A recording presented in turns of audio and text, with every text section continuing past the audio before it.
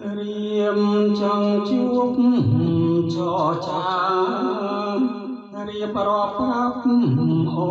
នថាស្នេហាបងស្មោះលើស្រី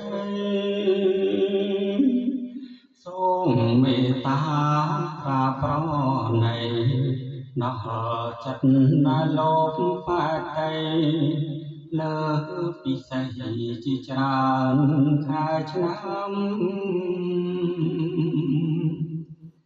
អូនដឹងទេបើវាយយប់ថ្ងៃបងគេព្រួយខ្លួនមួយយល់តែក្រៀមក្រំខ្យល់បងម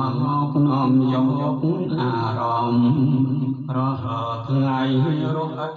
ត្រនំទ្រូងរំដំក្រៀមក្រំខ្លោចផ្សាសូមឆ្លើយប្រាប់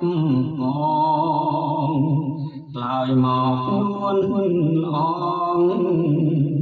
ឲ្យបងអស់ក្តីសង្ការ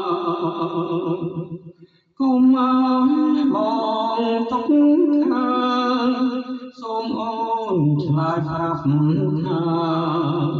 ស្នេហាមួយម៉ាត់មកថ្លៃនេះគឺជាគ្រាបញ្ចប់សូមអូនឆ្លើយប្រញាប់